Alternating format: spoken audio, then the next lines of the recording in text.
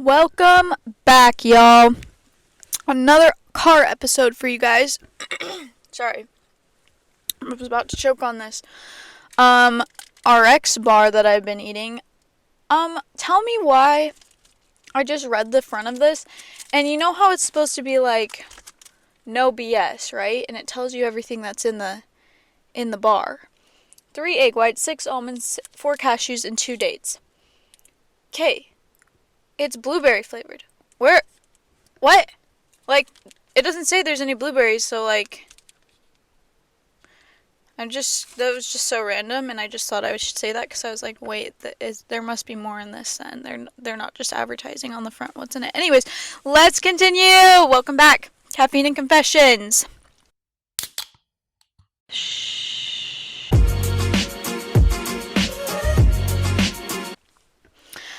I need to learn up. I need to learn up, y'all. No, I need to learn to stand up for myself, guys. Because starting this episode, I'm going to go right into some crazy stories from a couple of my jobs. Last episode we talked about my Olive Garden experience and how I was treated at that job. But we are going to go into creepy men subject because I've had to deal with a lot of these guys, and I don't know why, but California has them way worse than when I was living in Utah. Actually, I do know why. It's pretty populated here, but I feel like where I was living too in Utah, it was more retired people, and so like if it was a creepy old guy, they always use that excuse. It's like, oh, like, well, it's part of my generation. I didn't grow up in this generation, you know? Like, that's not an excuse, but okay, buddy. Like, I'll let it slide, I guess. See, this is what I'm saying. I need to stick up for myself. Let's get in. Oh, by the way, my dogs are out. Just thought I should share. So if you ever see me just like hit this pose or something during this, like, don't be alarmed. Toes are normal. I remember when I used to be able to go to my friend's house and have my feet out and it wasn't a big deal. And now I have to wear socks or I feel crazy. Okay. Target, Starbucks. I just got fired, I guess. I don't know if I got fired. I put in my 2 weeks and then they basically gave me a talk and then they gave me a envelope with a lot of money in it and they were like, okay, get out of here. So I was like, wait.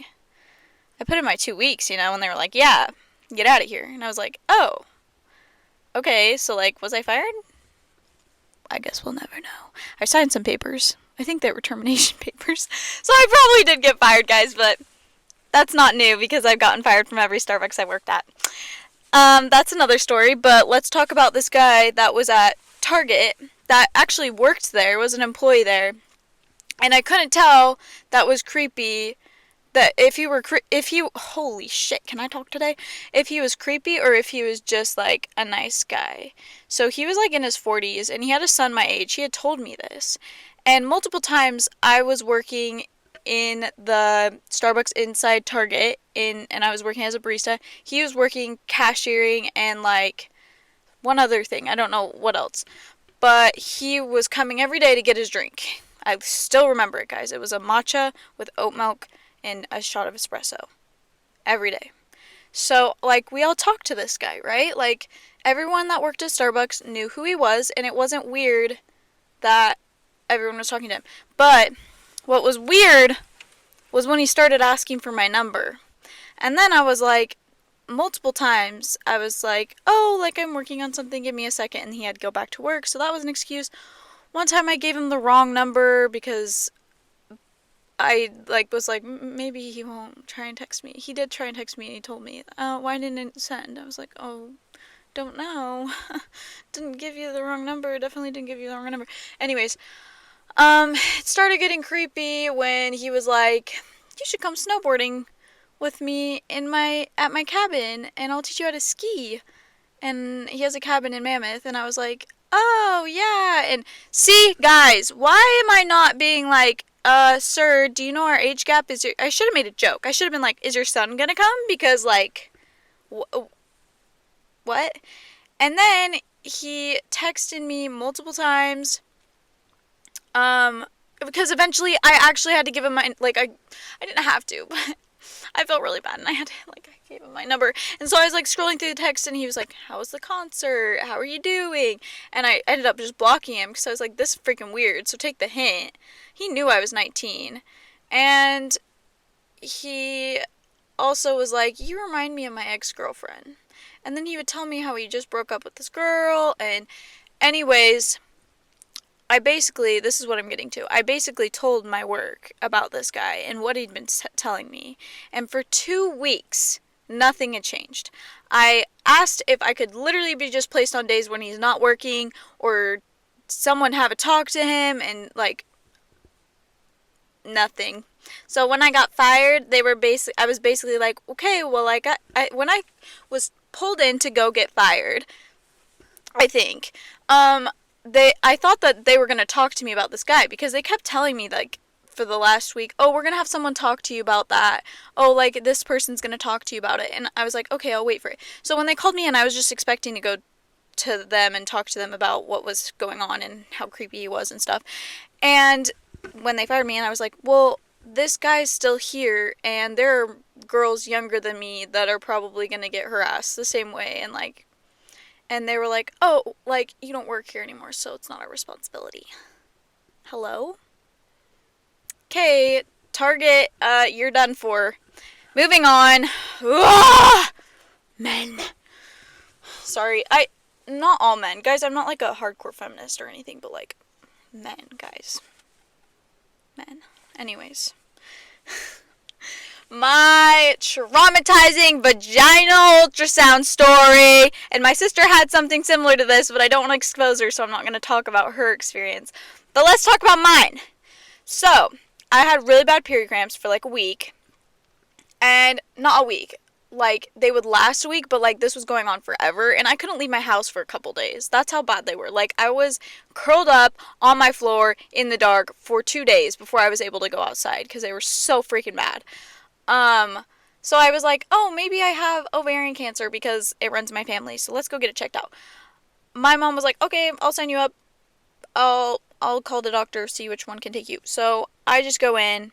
They make me sign sheets. I don't notice that what I'm signing. I'm just literally just signing and all. That's terrible to admit, but that's just what that's just what I do when I go to the doctor. I'm just trust you guys.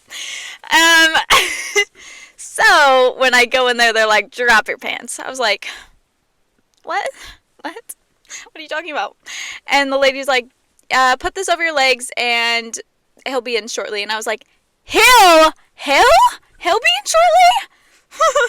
And so then I was freaking out. I was like, what is going on? I thought I was just gonna get one of those rubbies on my tummies, and it was not that, y'all. It was not that. Oh, and then she leaves the room. He comes in. I'm sitting there, ass out, vagina out, sitting on this bench with a thin little paper over my legs. And I was like, what is going on? What are they about to do to me? Am I getting an operation or something? I had no idea what was going on. And then he pulls out a freaking stick, and he was like, okay, we're gonna go up there. And I was like, up there? So they lubed it up, put it up there. This is what I'm getting to. This guy was so off. I don't know why males are allowed to be doing this job. It should not be allowed. It's freaking weird. It makes everyone feel uncomfortable.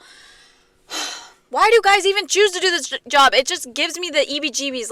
Why are you wanting to go in this profession? It's just creepy. It's creepy. So I'm sitting there with my pants off. He freaking shoves the thing up my vagina. And I already had a weird feeling about this guy. I'm a pretty talkative person. I'll go up and talk to someone easy, and I don't have a hard time having a conversation with him. He was so freaking weird. And, okay, so we go in there.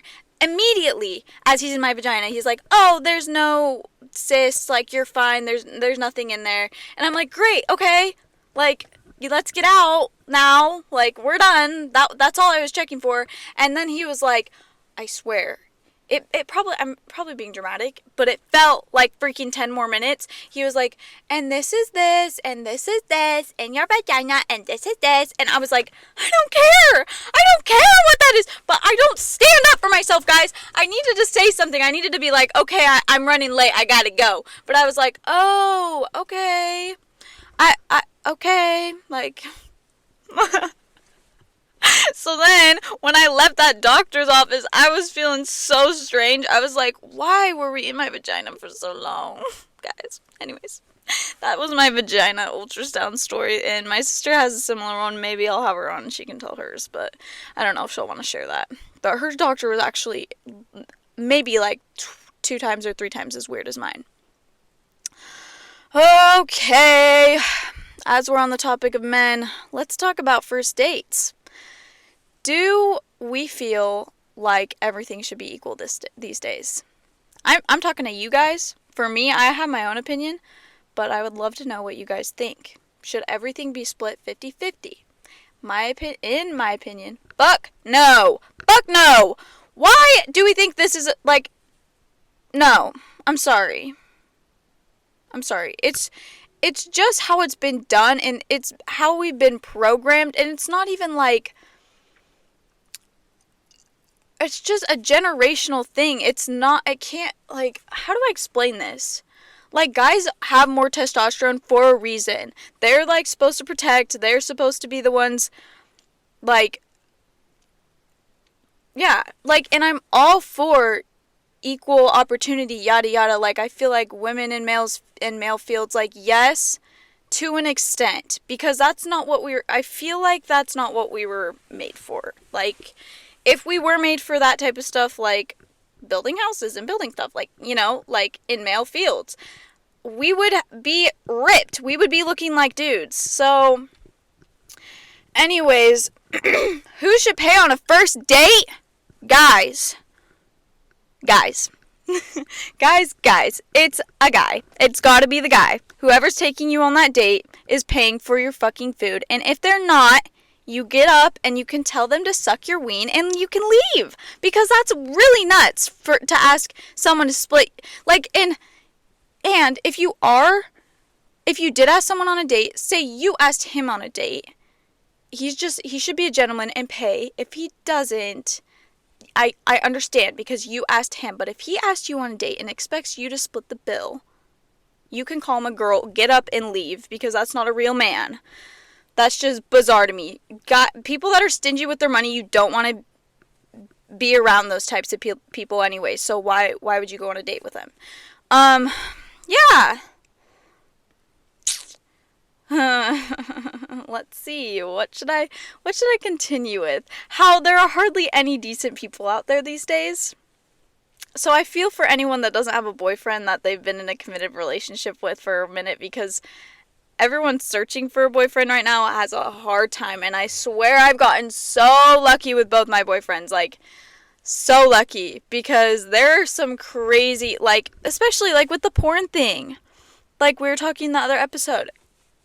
Oh my gosh, guys. Like, it's a real problem. And it's hard to date someone. And you can't trust people anymore these days. Because of social media and because of stuff like that. But going on with this type of stuff, I was gonna say, if they're asking for sex while you're dating them, or they're complaining at any point in the relationship when they know that you were not about doing any of that stuff, leave them. Why are you still with them? If you changed, like, if you had changed your mind about that, that's like a big thing. Like, they would know. So they know that. They already know that if you had... Oh my shit. I can't talk today, guys. They already know that if you were to say, I'm ready, yada yada, they would know. But, how do I explain this? But because they're asking, it's just so selfish. It's so selfish and you can't be with someone like that. I'm sorry. And if you, like... are still with them, it's an insecurity. It's internal because you really think you can't find another guy in this entire world of million, billion, trillion people out here that will think you're the hottest person in the world and treat you 100% perfectly? Like, guys, let's just get rid of them. They're not that dumb. Like, if you were ready, you would say something. Anyways. This episode, guys, I wasn't planning on this episode being so deep in combo, but I had so many things I wanted to talk about that were more on mental health side of things, and if you get bored, I'm sorry, but I really feel like I should tell people about this stuff because it is so important, and a lot of people are struggling right now, especially with how much social media has affected our lives and stuff. Um, but I know I talked about being lonely in my first episode, and honestly, being lonely is the hardest thing I think you can do. Like, out of everything that you're working towards, yada yada, just being lonely in general is the hardest thing to get through, because when you're lonely, your mental can like go so bad that you need to control something in your life, and you feel out of control. So like for me, when I was at my really really lowest, I was anorexic because I was feeling like I needed to control something, and now that I have so much going on and things like I'm enjoying life a little bit more, oh, life is so much like easier, and you don't feel like you need to do something every single day or control something. Um so I wanted to talk about how to build confidence, and I wanted to talk about like the type of people you should surround yourself with. So this is a lot. Like this is a lot to unpack. I wanted to talk about goals and being grateful for life in general, and like just people, and yeah. So let's just start with how to build confidence. I found a good quote on TikTok literally this morning for this, and I was like, oh, this is perfect. I need to write this down in my notes. Life is too short to spend it at war with yourself. This resonates with every single person ever, because the only reason why you are miserable or you are down or lonely, it's because of yourself. No one else is doing this to you. So the first step, if you need to gain confidence, is take accountability for whatever life you're living, for whatever you're not happy with in your life. It starts with you. So, oh my gosh, I have so much that I wrote down for this. To start to build your confidence, one of the main things I like to do is get ready for the day. That is one thing that can change how you feel about yourself entirely. If you are wearing something comfortable and that you like and enjoy and like feel good in, can't talk. I can't think today.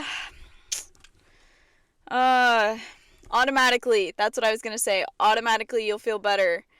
Also, waking up and then choosing what you want to do, and not unless instead of life choosing what you're doing that day. So instead of getting up and being like, I have to do this, I have to do that, take accountability and be like, I am choosing to do these things today. I am choosing to go to the gym because I want to. I am choosing to go get my favorite drink because that's what I've been excited for. Like, you can make your days more exciting by doing what you want to do. And if you don't know, like, what is exciting to you, maybe you're depressed and you can't find anything exciting to do, just start somewhere. And if you start doing something, like, say it's going to the beach and reading a book, and that wasn't your thing, okay, try something new the next day. Don't sit in your house all day doing nothing, watching shows, scrolling mindlessly. It's not good for you. That will ruin your confidence, honestly. Another one, having boundaries with who you surround yourself with. Gosh, this is so big, guys. We need to be choosing our friends, not letting them choose us. I mean, if a friend does choose you and you end up choosing them back, perfect.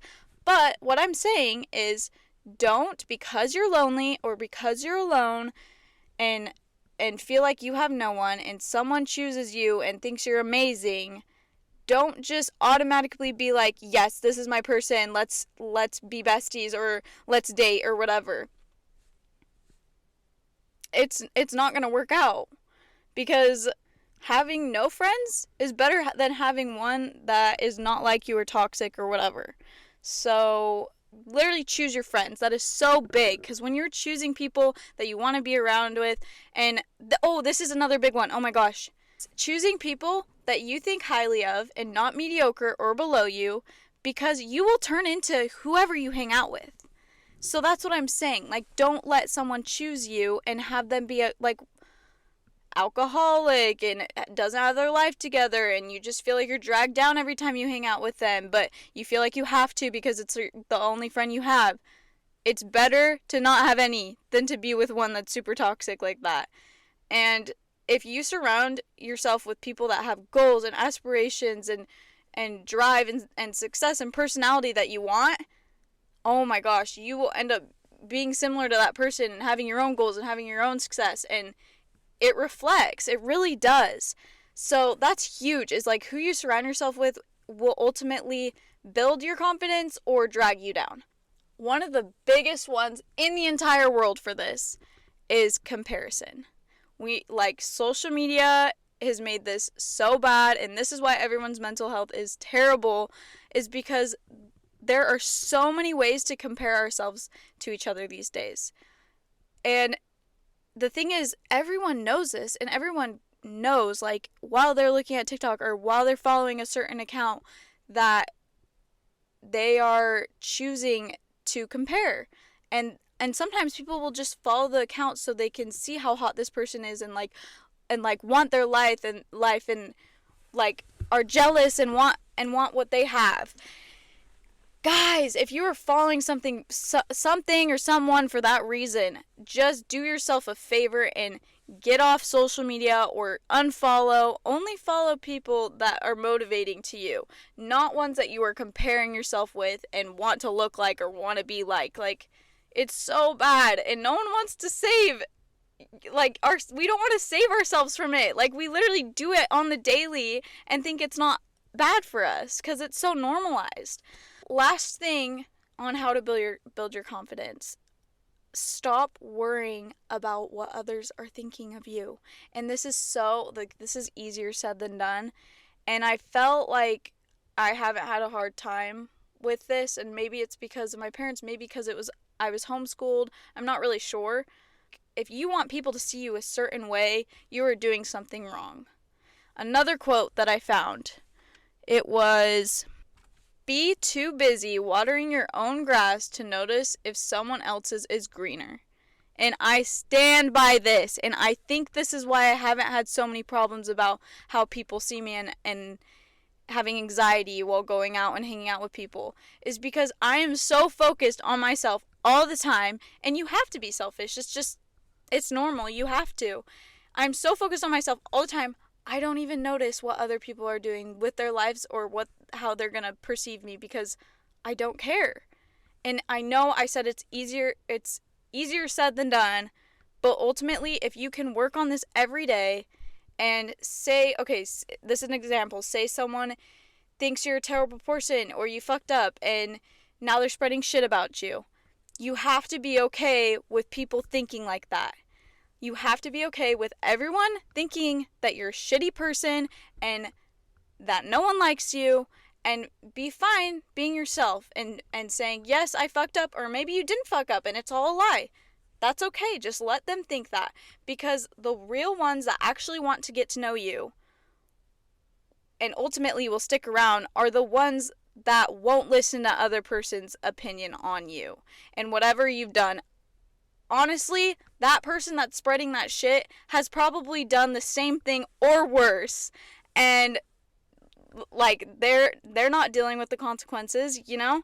So everyone makes mistakes, everyone moves on. You're going to move on, and the people that are going to hold that grudge against you that have maybe never met you or somewhat know you are not your friends anyway, so why would you want them in your life? Yes, guys, I know this is a little boring, but we need to talk about this because this is so important.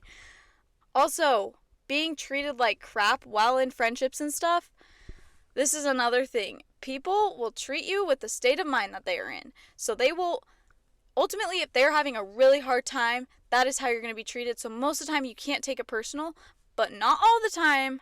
Sometimes they are actually treating you how they feel about you. And if that's the case and you've talked to them about it and they're still not changing, you just dip because it's not good for you. Or if you feel like it's the state of mind that they're in and they need to work some things out in their own lives, then okay, stick around, but maybe not hang out with them as much because it's going to be bad for you. You got to be selfish when it comes to these things. You can't be a people pleaser and do things for other people because they're having a hard time, because ultimately that's all in their head. They have to make the switch. They have to choose to want a better life and want to be happy. So do not put that on yourself. If you have a friend like that, just hang out with them less, honestly. Okay. Let's see, what else? We have 4 minutes left, guys. I need to get it in. Let's see. Okay, goals. Here we go. I have always felt like I could do anything, and I think it might be because how I was raised.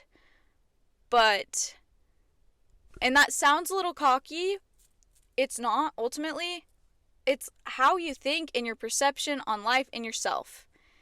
And because I have such a good relationship with myself and I genuinely feel like I could do anything and it might come off like that, you should be able to feel like that too. Because if you're not, you're doing a disservice on of yourself. You need to be able to feel like when you wake up, you could be whatever you wanted within the next year. You need to set goals. And that's what I was going into. Goals. And goals are great. And lots of people don't like to talk about how not every goal will work out. And I had the biggest experience with this because I basically worked all my entire freaking high school, middle school to go be be a D1 player at a prestigious college or whatever. Guess what? Am I playing D1 tennis right now? No. Was I literally playing community tennis like 3 months ago? Yes. Am I even close to doing anything like that? No. And so, honestly, just having the goal to do something like that, it changes your life, and it changes who you are for good, not bad. There might be some bad because honestly, if you don't reach your goal that you've been working for forever, it's going to feel like shit. But ultimately, everything that you did during that time is a learning. It's like a stepping stone. It's a path that you learn the entire way, even if you didn't reach your goal. At least you were doing it, right? And so I have no regrets with my tennis career and all that stuff that ended. It was for the best ultimately because I know that I wouldn't have been happy if I went to go play D1 right now. So here I am. Have a podcast. Did not think I would be doing this. You know? Things are going to change. People are going to change. Your life's going to change. Who cares? And always have goals, guys. Even if your goal is just to get out of bed like I talked about in my last episode. So good for you. Alright, I think we should end it here. My car is freaking sweating hot. I'm dying, guys. I'm actually sweating. The only reason why I wasn't in the beginning is... Holy shit. The only reason why I wasn't sweating in the beginning was because I had a wet head. Because I just got out of the shower. But now I'm really hot, so I feel like I need to end it right now. But it's good because we just reached the 30-minute mark. Thanks for watching. I know this one was a little bit slower and depressing, but I wanted to get out all of the topics on how to build your confidence and how to feel better on a day-to-day basis if you are feeling really shitty right now, because I know a lot of people that are in college are, and it's really hard to balance life when you're doing a million things at once. So, yes, thank you for watching. I will see you guys on Monday. This should be coming out Thursday. I might have a week of missed episodes, unfortunately, because I'm going to be in Europe, but I'll talk about that all when I get back. I'm so excited to talk about that. I have no idea, no education on Europe or anything, so I'm going in blindsided, which is honestly the best, because I feel like I'm going to be shocked when I get there. Anyways, thank you for watching, everyone. Love you, losers. See you next time.